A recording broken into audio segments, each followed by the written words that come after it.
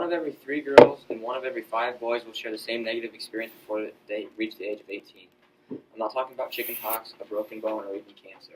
I'm talking about child abuse. Child abuse should not be taken lightly, and you should be knowledgeable to take the proper steps and address the problem if you happen to come across it. I plan to inform you on the types of child abuse, some signs of child abuse, and what you can do to help. First are the types of child abuse. Every state has different categories of child abuse. In Iowa, more specifically, there are 11 different types. Child abuse is defined as more than spanking a child as punishment. The first one we're going to cover is denial of critical care and neglect. This is the most common form of child abuse and typically accounts for 75% of child abuse cases. Neglect is the failure on the part of the person responsible or the caregiver of the child to provide adequate food, shelter, clothing, or other necessary needs for the child's health and welfare. Physical abuse of a child consists of non-accidental physical harm to a child by a parent or caregiver. If a caregiver does use corporal punishment on a child and leaves an injury that lasts more than 24 hours, that's considered child abuse in the physical form. Sexual abuse. Sexual abuse consists of a caregiver using a child in sexual acts or for sexual purposes. Mental injury. Mental injury consists of harm caused to a child's mental health or social development and causes severe emotional harm by a parent or caregiver. Emotional abuse is typically built up over time. Bestiality. Bestiality is a sex act with an animal if committed in the presence of a minor by a resident in a home or the child. As a result, the acts or omissions of a person responsible for the care of the child. So in other words, if a child were to have sexual acts like force in front of them, the caregiver would be responsible for that act. Presence of illegal drugs. Presence of illegal drugs is when an illegal drug is present in the child's body as a direct consequence of the act of the person responsible for the care of the child. Manufacturing a dangerous substance. This category directly relates to methamphetamines and their production. This is when a caregiver either has the components to make meth or is making meth and the child could be exposed to the dangerous chemicals and products. Child prostitution. Child prostitution is when a caregiver allows permits or encourages the selling or offering of child services as a partner in a sexual act. Allowing access to a sexual predator. When a caretaker knowingly allows a supervisor to have access to a child by a registered sex offender or allows a registered sex offender to have contact with a child. For example, a 14-year-old mentally or physically disabled child may not come in contact with a sex offender, and once they reach the age of 18 and they're not mentally ill, they may be able to come in contact with that sex offender.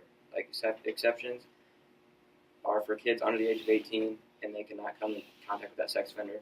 And an example that I'm going to use is a mom is married to a stepdad, and the stepdad is a registered sex offender.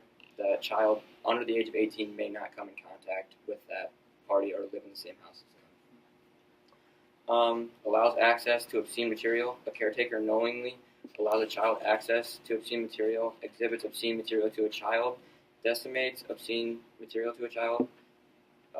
Child sex trafficking, the recruitment or harboring, transportation, provision, obtaining, patronizing, or soliciting of a child for the purpose of commercial sex activity. Those are the 11 types of sexual abuse in Iowa. Second topic we'll cover are the signs of child abuse. Extreme aggression, withdrawal, seductive behaviors, being uncomfortable with physical contact or closeness, excessive knowledge of sexual matters beyond the normal point of development age, wary of adult contact, depression, anxiety, low self-esteem, behavioral extremes, sleep disturbances, developmental regression, school problems, or substance abuse can be signs of child abuse. That does not necessarily mean they have child abuse. These symptoms can relate to other things, but as a child shows these behaviors, they should be asked about abuse incidents. Noticing signs of child abuse may be the difference in giving a child a second chance. Any physical abuse often has a physical and emotional sign.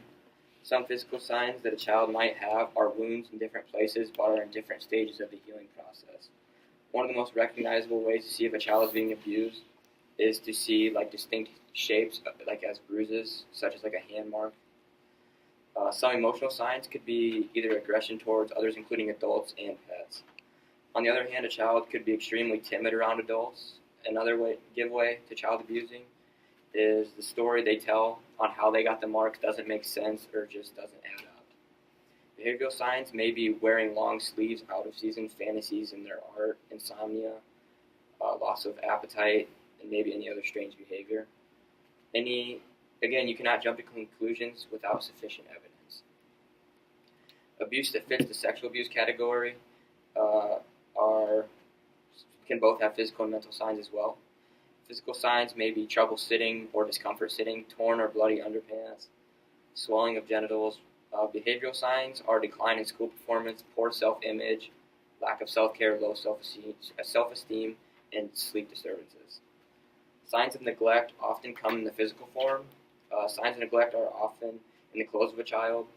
They may be wearing the wrong size clothes. The clothes are always dirty, not appropriate for the weather. Another sign of neglect is poor hygiene, because after all, kids don't see hygiene as their first priority. And examples of that are they're always hungry, they'll stockpile or collect a bunch of food, and they'll gorge themselves at meals like school lunch, for example. Along with this, they may have poor dental hygiene, sleepless, and troubles completing their homework. Lastly is how you should address the possible abuse. There are a few steps that can be taken to notify someone of a possible case of child abuse. As a teacher, doctor, nurse, or any other mandatory reporter, you should notify the Department of Human Services, also known as DHS. Even if you are not a mandatory reporter, you can contact DHS. I may not have mentioned this before, but my mother is a medical director at the Child Protection Center in Hiawatha. She said the next step should be to assure the child that they have made the right choice by telling you and comfort them. And if you suspect abuse without asking the child, you should notify the parent of not the offender. So, for example, two parents are divorced and the child repeatedly comes to school on Monday after a weekend with their dads with bruises.